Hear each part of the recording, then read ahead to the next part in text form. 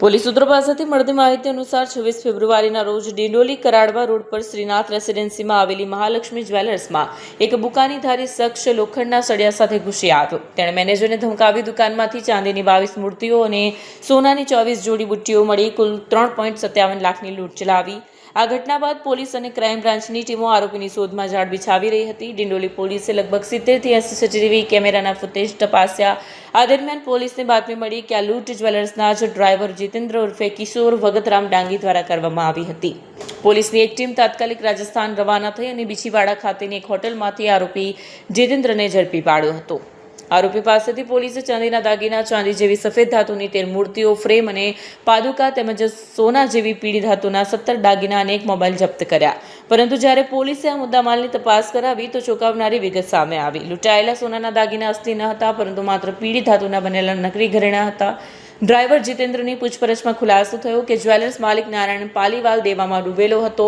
લેણદારો સતત ઉઘરાણી કરી રહ્યા હતા, જેથી તેમનાથી બચવા અને ઉઘરાણીમાં રાહત મેળવવા તેણે આ કાવતરું રચ્યું. માલિકે ડ્રાઈવરને લૂંટ કરવાના બદલામાં 4 થી 5 લાખ રૂપિયા અને વતનમાં મકાન બનાવી આપવાની લાલચ આપી. લૂંટ સાચી લાગે તે માટે માલિકે જાણી જોઈને તિજોરીમાં નકલી ઘરેણાં રાખ્યા હતા અને મેનેજર પાસે સોનાની લૂંટ થઈ હોવાની ખોટી ફરિયાદ નોંધાવી હતી. ડિંડોલી પોલીસે હાલ આરોપી માલિક નારાયણ પાલીવાલની શોધખોળ શરૂ કરી છે અને તેને ટૂંક સમયમાં પકડવાનો દાવો કર્યો છે.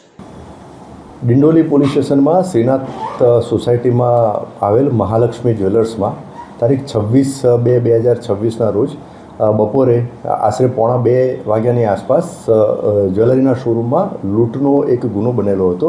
જે અનુસંધાને ડિંડોલી પોલીસ સ્ટેશનમાં એક અનડિટેક ક્રિમિનલ કેસ રજીસ્ટર કરવામાં આવેલો હતો. જે બનાવની વિગત એવી છે કે આ ગુનાના ફરિયાદી એ મહાલક્ષ્મી જ્વેલર્સમાં સેલ્સમેન તરીકે લગભગ છેલ્લા 2.5 વર્ષથી ત્યાં નોકરી કરતા હતા. અને એમના જે માલિક જે છે, જેનું નામ છે નારાયણ શંકર પાલીવાલ, એ છેલ્લા 15-20 દિવસથી એમના વતન રાજસ્થાન ખાતે ગયેલા હતા. અને બપોરના સમયે આ સેલ્સમેન એટલે કે આ ફરિયાદી શ્રી મહાલક્ષ્મી જ્વેલર્સમાં હાજર હતા. તે દરમિયાન આશરે બપોરના 1:45 વાગ્યાની આસપાસ એક કાળા કલરના કપડાં અને મોઢું કવર કરી એટલે કે માસ્ક પહેરી અને એક ઈસમ આવ્યો અને ત્યાં એક ધારદાર સળિયા જેવું એક હથિયાર બતાવ્યું અને એની ધાક ધમકી આપી. અને આ જે મહાલક્ષ્મી જ્વેલર્સના જે ડિસ્પ્લેમાં પડેલા જે ચાંદીની મૂર્તિઓ હતો એ પૈકી ચાંદીની મૂર્તિ 22 અને એની પાછળના ભાગે એટલે આ શોરૂમના પાછળના ભાગે એક લોકર હતું. એ લોકર જે તે વખતે ખુલ્લું હતું ને એમાં ચાવી લગાવેલી હતી, કારણ કે આ ડિસ્પ્લેના જે દાગીનાઓ હતા એ બધા ચેન્જ કરવાના હતા. તો એ લોકરમાંથી મૂકેલ જે અલગ અલગ ટ્રે હતી એમાંથી 2 ટ્રેમાંથી 24 સોનાની બુટ્ટી એમ મળી અને કુલ 3,57,000નો મુદ્દામાલ જે છે એ આ જે લૂંટ કરવાવાળો ઇસમ હતો એ લૂંટી અને ત્યાંથી નીકળી ગયેલો હતો. જે તે વખતે ગુનો અનડિટેક હતો.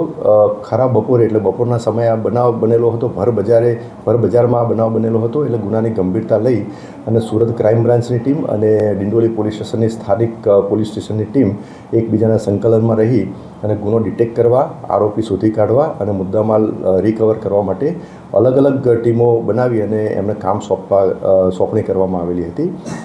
સ્થાનિક પોલીસ દ્વારા લગભગ 70 થી 80 અલગ અલગ રૂટ ઉપર સીસીટીવી કેમેરા ચેક કરવામાં આવેલા હતા. જે જૂના બાતમીદારો અને આ લૂંટનામાં અગાઉ જે આ પ્રકારના મોડસ ઓપરેન્ડીમાં સંડોવાયેલા આરોપીઓ છે એને પણ ટ્રેક કરવામાં આવેલા. તો આ દરમિયાન ડિંડોલી પોલીસ સ્ટેશનના ડિસ્ટાફમાં ફરજ બજાવતા પોલીસ સબ ઇન્સ્પેક્ટર શ્રી મસાણીને એમના અંગત બાતમીદારથી બાતમી મળેલી હતી કે આ મહાલક્ષ્મી જ્વેલર્સનો માલિક એટલે કે નારાયણ શંકર પાલીવાલ એને ઘણા સમયથી દેવું થઈ ગયેલું હતું. અને એ દેવાના કારણે ઘણા બધા લોકો એના પાસે પૈસાની ઉઘરાણી કરવા આવતા હતા. જેથી આ માલિકે જ આખું જે કાવતરું ઘડેલું હતું અને આ કાવતરામાં એના જે ડ્રાઈવર જે આ ગુનાનો જે આરોપી છે કે જેણે લૂંટ કરેલી છે એનું નામ છે જીતેન્દ્ર કુમાર ઉર્ફે કિશોર વગતરામ ડાંગી. એની સાથે મળી અને આખો પ્લાન ઘડેલો હતો. અને આ છેલ્લા 15-20 દિવસથી તો ત્યાં રાજસ્થાન બંને નીકળી ગયેલા હતા. બંને એટલે કે આ જે મહાલક્ષ્મી જ્વેલર્સના માલિક અને એ ડ્રાઈવર એટલે કે જે આરોપી જે છે, જે અત્યારે ધરપકડ કરવામાં આવેલી છે, એ બંને ત્યાં નીકળી ગયેલા હતા. માલિકે ડ્રાઈવરને તમામ વસ્તુથી અવગત કરાયેલા હતા અને એને મોબાઈલમાં જે મહાલક્ષ્મી જ્વેલર્સમાં જે સીસીટીવી કેમેરા લગાવેલા છે એનાથી આખું એને ગાઈડ કરવામાં આવેલું હતું કે ભાઈ કઈ વસ્તુ ક્યાં મૂકવામાં આવેલી છે, કઈ રીતે ત્યારે જવું, એ રીતનો આખો પ્લાન કરી અને એનો પ્રોપર બ્રીફ કરી અને આનો લૂંટ કરવા માટે મોકલેલો હતો. તો આ સ્પેસિફિક બાતમી મળેલી હતી કે આ માલિક અને જે લૂંટ કરવા આવેલો હતો જીતેન્દ્ર કુમાર વગતરામ ડાંગી, એ બંને રાજસ્થાનમાં એક જગ્યાએ સ્પેસિફિક બીછીવાડાની આસપાસ કોઈ હોટલમાં રોકાયેલા છે. તો આ બાતમી આધારે અહીંથી સ્થાનિક પોલીસ સ્ટેશનની ડિસ્ટાફની ટીમ ત્યાં રવાના થયેલી હતી અને બાતમીદારના સતત સંપર્કમાં લઈ અને એક્ઝેક્ટ લોકેશન મેળવેલું હતું કે કયા હોટલમાં ત્યાં રોકાયેલા છે. ત્યાં હોટલમાંથી હાલમાં જે લૂંટ કરવાવાળો જે આરોપી જે છે જીતેન્દ્ર કુમાર ઉર્ફે કિશોર વગતરામ ડાંગી ત્યાં મળી આવેલ હતો અને તેના વર્ણનના આધારે એને પકડી પાડવામાં આવેલું હતું. એની પ્રાથમિક પૂછપરછ કરવામાં આવેલી હતી તો એને ગુનાની કબૂલાત કરેલી હતી અને એની પાસેથી લૂંટમાં ગયેલો મુદ્દામાલ પણ મળી આવેલો હતો, જેથી સ્થાનિક પોલીસ સ્ટેશનની ટીમ ત્યાંથી લઈ અને ડિંડોલી આવી અને ત્યાંથી એની વિગતવાર પૂછપરછ કરવામાં આવી. વિગતવાર પૂછપરછમાં એણે એવું કબૂલ કર્યું કે એ અને એના માલિક બંને ભેગા મળી અને એકબીજાના મેળાપીપણામાં આ ગુનાને અંજામ આપેલો છે અને ગુનાહિત કાવતરું ઘડેલું છે, જેના ભાગરૂપે જ આ લૂંટનો ગુનો એને કરેલો હતો.